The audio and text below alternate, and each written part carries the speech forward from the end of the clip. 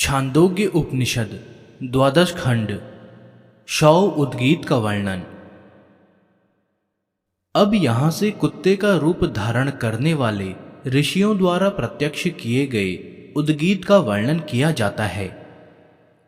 यह बात इस रूप में प्रसिद्ध है कि दल्भ ऋषि के पुत्र बक अथवा मित्रा के पुत्र ग्लाव ऋषि स्वाध्याय करने के लिए गांव से बाहर किसी निर्जन स्थान में गए।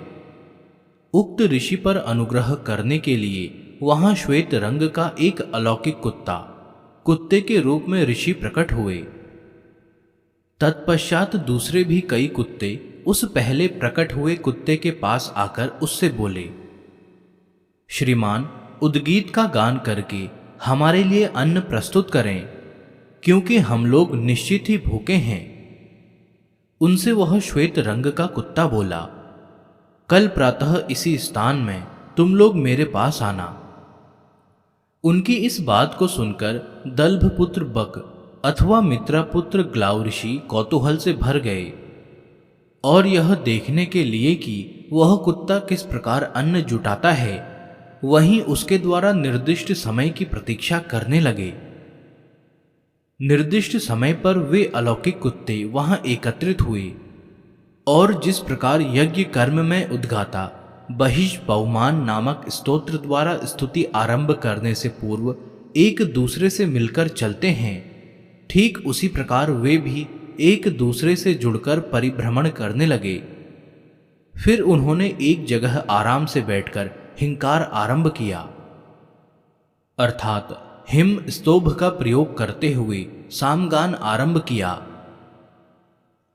सामगान करते समय उसके स्वर और लय की पूर्ति के लिए जो हा, ऊ आदि 13 प्रकार के शब्द उपयोग में लाए जाते हैं, उन्हें स्तोभ कहते हैं। हिम प्रजापति रूप है और प्रजापति ही अन्न का स्वामी है, इसलिए उनकी प्रार्थना में हिम का प्रयोग किया जाता है।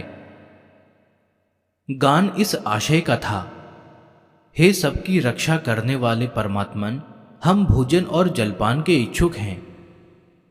परमात्मन, आप प्रकाश स्वरूप देव हैं, अभीष्ट वस्तु की वर्षा करने वाले वरुण हैं, समस्त प्रजा का पालन करने वाले प्रजापति हैं और सबको उत्पन्न करने वाले सविता हैं। अतः हमारे लिए यहां अन्न ला दीजिए। हे अन्न के स्वामी, यहां अन्न लाइए। परमेश्वर, यहां अन्न प्रस्तुत कीजिए।